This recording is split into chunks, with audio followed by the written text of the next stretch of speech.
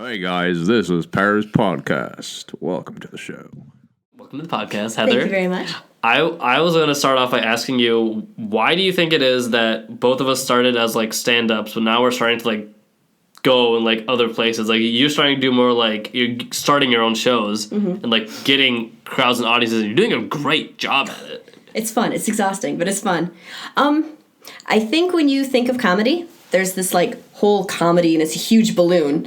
And then once you get into it, you realize there's all these little facets. And there's like all these different areas that you can go into. And it's like, oh, comedy was fun, but, podcasting, this is really cool. Or, oh, I want to, bring in the big names and book the rooms and do that and see it from this side. And I think you just kind of pick, it's like having a specialty when you go into medicine. Some people prefer cardio. Some people prefer, Laughter is the best medicine. And laughter is the best medicine. We'll put them out of work. Yes. So I think people just realize what part of it that they really gravitate to and really enjoy the most. I'm starting to like do so much better on YouTube, and now I'm like, should I put stand-up on hold and just focus on YouTube till I get a big enough like subscriber base so I can just like make like money and then get back to stand-up? Because I was like, because once you leave, it's so hard to get back. Right. Like did you take a break for a while? For a couple months, yeah. How was it getting back on stage? I throw myself face first into everything, so I ask everyone for opportunities. So for me, it was just, all right, let's do it. And then I just threw myself in. So just like how I got my open mic rooms, just said, hey, if you need help with that, and then it becomes your responsibility. How is it different from you? Like, because you went a quick transition. You went from like asking people to get on stage to like, hey, now I have my own venue. Like, is it different from you now to be like, oh, like now, because like as someone who like when you're asking for comedians, like, is that different than a comedian asking to come to you? Yes, it's yeah. Oh gosh, yeah. It's fun. I enjoy it. I need to expand how many comics I go and watch, because I know I have a core group of people that I'm like, I know you're funny and I want to book you. So the coolest thing this last week, I had 2 people that live in other states message me on Facebook and say, hey, you've got this room. We want to be on it. Let me send you a video. And it's like, oh my gosh, people are sending me videos? They don't know how small time I am, and I just, in my head, I can't wrap my brain around people actually wanting to do my rooms and reaching out to me, and it's just the coolest thing.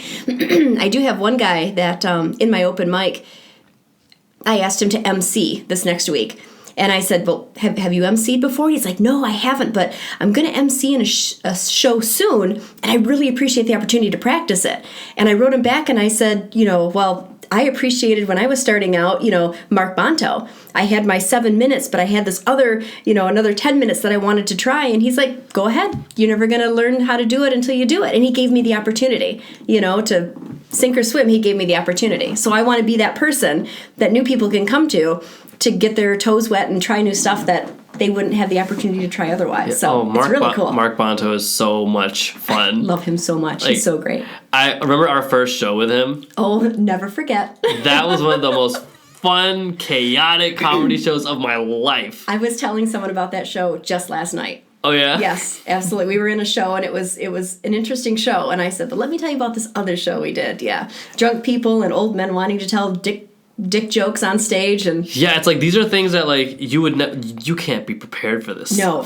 Like we had like old people were like coming up to the person on stage, to the comedian, yes. And they're like, hey, like tell this joke.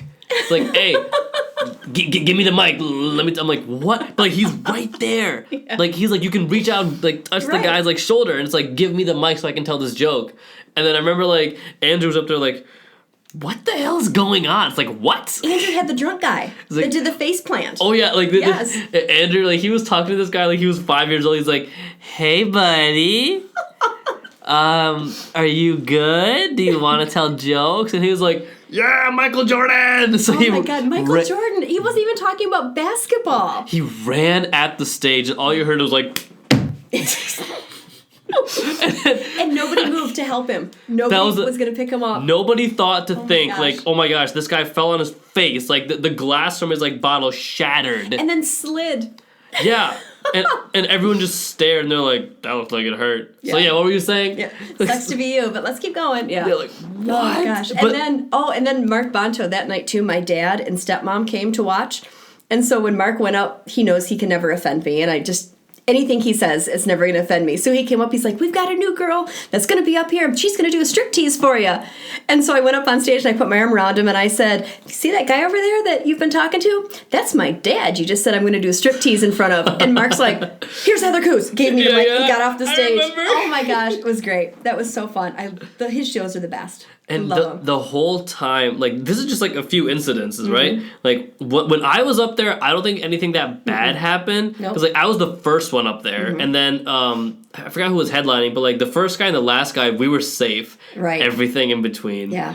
And it was just so funny watching because, like, it was, like, friends of people in the back were like, hey, you should go tell that joke. And it's like, yeah, I should. They just, like, no, that's not how this works. Right. And then Mark, the whole time, he's like, oh my gosh, I'm sorry, this is not how they usually go. I promise you, I'm more professional than this. Like, this is not the way my shows generally, like, start. And I was like, dude, I love this. Like, this is so much fun.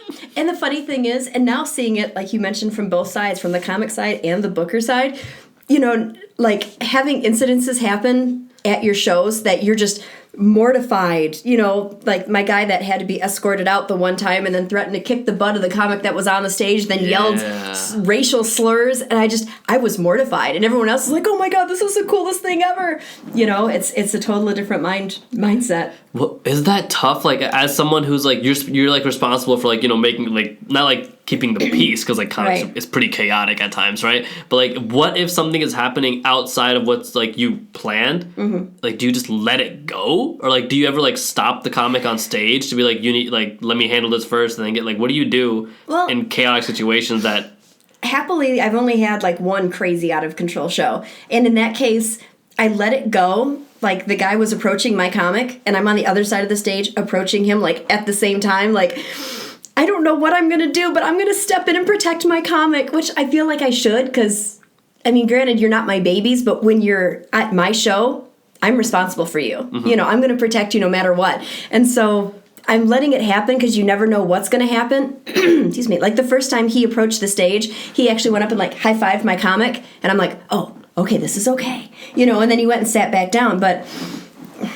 I'm going to let it go until something I think actually is really, really going to happen. And then you got to step in. You got to protect the other comics. What's the worst thing that you've seen, like, in general, not like at your shows, but just at any show that you've attended or that you have put on? I did an open mic once, and the bouncer at the open mic at the bar actually got into it with the comic on the stage because the bouncer was standing right next to the stage.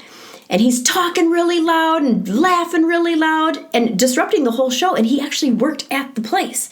I'm like, I can understand if this is some drunk jerk that's just there being obnoxious, but it was an employee of the establishment. He's a sober jerk. Yeah, he was a sober jerk. And I thought it was going to come to blows to the point where this wasn't even my open mic, but when the guy got off stage, I, like, followed him and told him, I'm like, I can walk you to your car.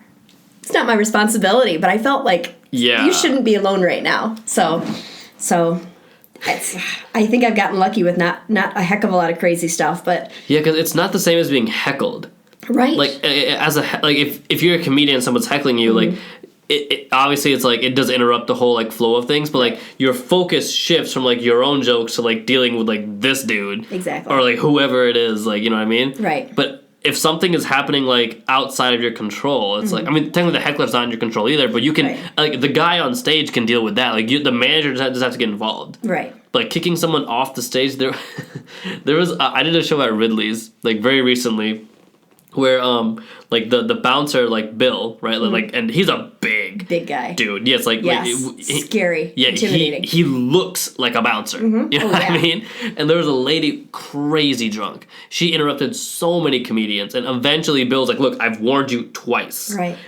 You're done. So he drags her out, okay? And I don't know what happened, but she gets back in. Oh my gosh. She makes it back, and, like, Bill knows that, though, right? Like, so she comes back, and he's standing, like, right there. Like, he's like, I'm ready to, like, kick you out again if anything happens, right? And this is when I get on stage, and she starts, like, heckling me, and I was like, oh, you're back! Everyone lights up. So I think there's a certain point where it's like, yeah, like, the show can get interrupted, but you can make that a new show within one. But then there's other situations where it's like, the whole thing just went to shit. Yeah. and I don't know what to do about it. Exactly. Yeah. Oh, yeah. And that's how I feel like my show with the guy getting escorted out. I felt like the whole thing went to shit. I was so upset because it was the first time it happened at my show that I'm responsible for, and I lost it. I can't handle this anymore. I don't even know what to do. I was emceeing my own show, and I went up there, and I couldn't even be a good MC anymore because I was done. I was exhausted mentally. I tell a joke about how, like, Indians, like, we can't swim, and it was like, I don't know why they gave us a whole ocean. Doesn't make sense, right? And then there was one guy in the far back, and I heard him talking, but I couldn't quite hear what he was saying. But like I was like, I just heard like voices, right? And then like I get off stage, and then eventually this guy is like, "Hey," like the comedian there. He said, "Did you hear what that guy was talking about you?" And I was like, "I heard he was talking. What did he say?" He was like, "It was about your like Indians can't swim joke in the Indian Ocean." And I was like, "Yeah, what's up?" He's like, "Well, this guy." He's like, "Wow, I thought these brown people are supposed to be smart. There's only 2 oceans, the Atlantic and the Pacific." And I'm like, wait a minute, what?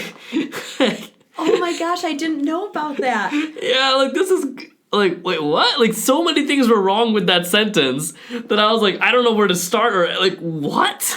Oh, that's awesome. Oh my gosh. So I'm like, you couldn't make that up. No. God, that's fantastic. Oh, I love it. Do you run your shows differently, like to kind of like eliminate that risk? Or can you just not ever get rid of it because it's random? As far as I know right now, I don't know what I could do to try to eliminate the risk. My one show that I've been doing the longest, they have like a $5 cover, so maybe that helps keep the riffraff out a little bit, you know? But, I mean, $5 still isn't much either, so I don't know how much it really works, because, well, the other guy got in. Right, so. Yeah, but, like, that's, like, if it's free, people just come and go, like, whatever, right. But if you make it $5, it's like, okay, like, if someone pays to get in, they want to be there. Right. Like, yeah, like, you shouldn't have to charge people money, but, like, that's, like, money, it's not like, okay, only people who have money come in. Right. It's more like, if you really want to be there, you'll be there. Right. Yeah, and I think if people pay something, they're more likely to shush people that are talking and being interruptive because they've invested something into the show. Right, $5. Yeah. $5. And their time. Yeah. Which for some reason, people are like, yeah, my time is whatever, but $5. I'm like, no, your time is more valuable than the $5. Exactly. Yeah. Yeah, I don't know. If you figure out how to find that formula that makes shows go smoothly, please let me know. Yeah, because you can't, like, fix randomness. No. But you have a big show coming up, like, with McCarty. What's his name? Darren McCarty, yes. And how did you prepare for that? Like, how did this come on your plate? So we've got... I actually opened for him a year ago up in St. Ignace at the pond hockey tournament up there. And it was the coolest day of my entire life. They pre-sold 400 tickets. And so when you walk out on stage, there's just all these people, and the lights are in your eyes, so there's just people as far as you can see until they just go into blackness. And they were so receptive, and they were so into it. And I was a newbie comic. I'd been doing comedy for 1 month, and now I'm in this audience in front of 400 people, and it was the coolest night of my life. And I want to do it again. I want to feel that way again. And so we actually used the same booker, Jason Douglas. And so I contacted him. I'm like, all right, what's it going to take? What's it going to cost? What do you need from me? I need to find a place. And I found a venue, and they actually previously had tried to get him to come to their venue, but they weren't able to get it together. I don't know, time restraints or whatever. But they were just excited as heck. So I've got so much support from them. But we were able to come together on a date and everything, and it's gonna happen, and I could not be more excited. I can't wait. I made myself the MC because I just want to be there again. Is that where you want to like end up as like a manager, or do you want to be the person on the stage?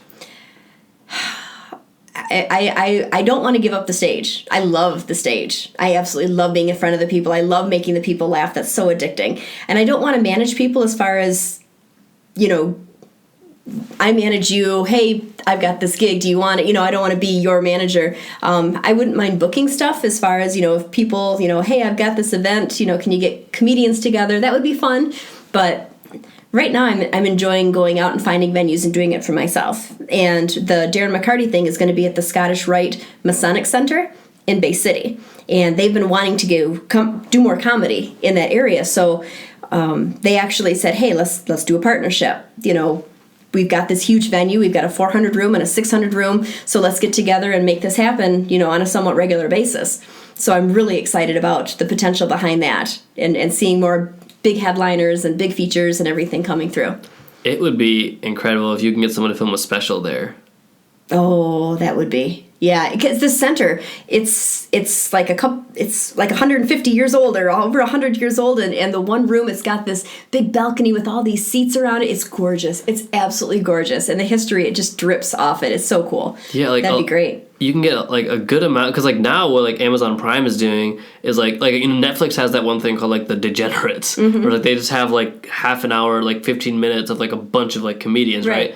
Like, if you have a place that large, oh yeah, you can just get like 10 comedians, like 10 like good ones, have them do like 10, 15 minutes each, but you say like, hey, it's going to be in front of all of these people. And like, you can like, that'll be like one of the best videos that you can ever send anywhere. Heck yeah. No, that would be a lot of fun. Yeah, like I think like large venues have a lot to offer. Because like at Ridley's, it's really cool because like you can see like the name of the comedy like club like on like the wall, right? So it's like, okay, we know where you recorded this like thing. Right. But it's like if you can get like a theater or something like that, like I think that's what comics would just flock to you, where it's like, look, I have this amazing place, people are willing to come out, and you can get a badass video to send to everybody here. Oh yeah. Oh, that'd be so much fun. Yeah, definitely, it's something to look into. Have you got any videos from comedians that are like, you're just like, this is so bad? Well, That, like what are you looking for when people send you videos? That's like, do you just want someone to be funny, or do you want it like video quality? Like, what are you looking for? no, I just want someone to be funny. I don't care about the quality. You could be doing it at an open mic. I think comedians, we tend to not laugh out loud at other comics. You know, as if you're at an open mic or something, you can be like, oh, yeah, that was funny. That was good. But you're not like, ha ha, you know, really loud. So if you send me a video and you're able to make me like literally laugh out loud, I'm like, oh, I like this guy. I like this guy. You know, so just be funny. How many females do you have sending you videos? None. Actually, it's just been all guys so far. So, but there's, you know, so many more guys than there are females too. Don't you think that it would be like, because like you're like a female booker, wouldn't you have like more like women reaching out to you? In all honesty, well, no, I guess I can't. I mean, it doesn't that. like. I'm just curious because like if people, because like a lot of like girls are intimidated to get into stand up because it's like you're around a bunch of drunk guys, and I get it. Right. It's like if I was like a girl and I'm like understanding that like you're around a bunch of people who are intoxicated. Right. They're bigger than you. They're stronger than you, and they're like they're making jokes about your body. Right. Like this is a pretty intimidating place for anyone to be a part of. So I was like, I get why a lot of women don't even want to get into a room because it's like, I don't feel like being in this environment. But I get it. But I think too, part of it, you know, because I deal with that a lot, you know, but I think part of it too is you have to have a bit of a tough skin to be a comic, whether you're male or female. You have to have a tough skin, and I think if you're going to make it as a comic, granted, it sucks, you know, when other comics are trying to hit on you or be inappropriate or take you home or sleep with you or whatever. It sucks. It sucks. You know, I get that all the time. I know you do. But you learn how to deal with it, and I think if you're going to be intimidated by that, then you're probably not going to make it far. Not to say that I'm condoning it by any means, because dudes. But it's like it gets worse. It like does. the higher up the ladder you get. It does. And then when you've got comics that get you on a show and they feel like you owe it to them because they got you on the show. Yeah. I ran into that like the first month that I was in comedy. This guy, you know, tried to get me to go back to his hotel room, and I'm like, no, I don't owe you. Thank you, but no. You know, and I think you just kind of got to get over it. And it sucks to say it that way, and it feels like I should be like standing up for feminism or something, but yeah, like it sucks for everybody. It does. It really does. But like that, does it ever get better? Do you think? Like, do you think that like? Not yet. I don't. Yeah, like, isn't that weird? Because like I think for a while, it's like when I first started, I was like, wait, like, is this what it's like this everywhere? Because like there's certain places you can go to where it's like not as bad. Yeah. But in general, it's like you're gonna be around like smelly drunk people, and you gotta make them laugh. Right. It's such a strange art form. I don't know. It is. What in the world's going on? You have to be very confident, because it's not like you're giving a speech or a lecture to coworkers. You're coming out on stage and you're saying, I'm funny and I'm going to prove it to you. And then you have to do that. Yeah, you know, so it's like the ultimate like judgment trap, because like when you give a speech, people always applaud at the end. That's easy. Yeah. But like stand up is like the hardest form of public speaking, because it's like if you're not good, they'll tell you. Oh yeah, Like, absolutely. Sometimes it's worse to get like no laughter, no sound, because if you get booed, at least you know that your stuff sucks. But if you get nothing, Right. like no laughter, like no boos, no sound, you're like, Right. I don't know what to do. I'm like, Yeah. I don't handle that well. I did a gig last night and I kind of got that. And like I could see like a couple people like quietly laughing, which doesn't help me mentally at all. But for most part, it was like crickets. And I talk fast anyway. And let me tell you, I was going through those jokes so fast. I'm like, next. Just get your time done. Oh, yeah. That's agonizing. That's our time, by the way. Oh, awesome. Yeah. Okay, so anything like Darren McCarty show or anything else you want to shout out, tell that camera where they can stalk you. Okay, Darren McCarty Show is in April 18th in Bay City. If you follow me, Heather Koos or Heather Koos Comedy on Facebook, you can buy tickets directly from the event there. Also, I would like to say that I have an open mic in Midland that is every other Tuesday, and an open mic in Bay City that's every alternately Wednesday. So check it out, and I'd love to see more people there and support Bay City comedy scene. Ladies and gentlemen, Heather Koos. Thank you. Thank you. Peace.